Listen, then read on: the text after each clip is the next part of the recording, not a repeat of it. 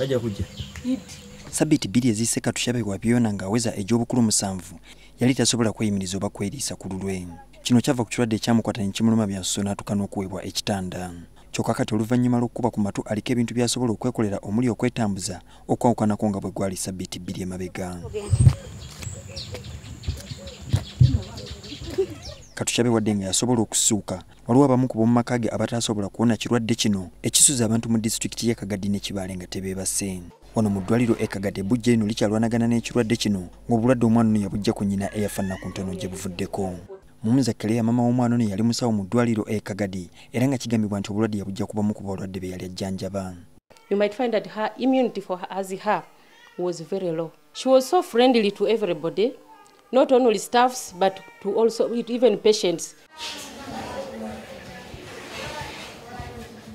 Muto wa Muwumuza ng'aweza egy'obukulu 37 naye ekirwadde kye kimu kimuzinya oluguje. Kitebezebwa nti yakijja ku mukulu gwe yali ajjanjaba. Ekirwadde kino abatuuze bagamba nti kyatandikira ku bbujje ery'emyezi 2 nga bino byaliwo omwezi gw'omukaaga. Tukasanga omwana afiireko ntumukwataho ntulora afiire omubiri gwona guhimire aliirwa akakono kano ntuseera mu kitabu ekimunenere nikiburayo. Okuruga olwo abantu nibatandika kufa ekiro kimu hakafa 3 murundi gumu ekindi hafu omu niko bati. Okuva olwo abantu 17 bafudde ekirwadde kino era nga mu maka gano abantu abasukka 8 z'empewo ezikaze engoye. Omwana twamuziika ku Sande ssaawa 5 kati ssaawa 5 ez'ekiro omukazi n'afa ne tujjayo omulambo twali twakagutuusa wano nga ssaawa 4 ate ne wabaako mwannyinaze omwanzirako naye n'afa. Wayitawo eddakiika 5 ate bbawo oyo omufu naye n'akola ki n'afa.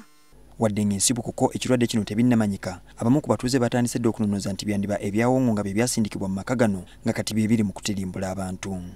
The family that was attacked belongs to a religious group called Baikiriza. So they don't believe in the power of prayers as believed from the Christian section. So all along there was a conflict. Omwana wakulino yatugambire ngwe kintu kagamba senga waye hano olinzireki olinzire nkuyite hati senga waye yayimuka yagamba omwana akaba roho ijo kingo ruhigi saa 8 gwekiro hati we senga yata bano barara mbonga. Wetutukidde maka gano agasangibwa ku kyalo Nyamurundo abawutu abasanze bakyali mu nnyiike y'okuvirwako abantu baabwe nga ne yasembeyo yazikibwa ku Lwakubiri. Asitakola wakati ssaawa zino omuntu n'aleeta omusaayi okusulako okutuuka ssaawa zino aba afudde. Olw'okutya okungi abamu ku batuuze ku kyalo kino badduseeko. Tetukyalina muntu ajja wano ng'okulekanga waffe ddala nti amanyi nti ngenze kufiira ki gwanga kangende ewa gundi.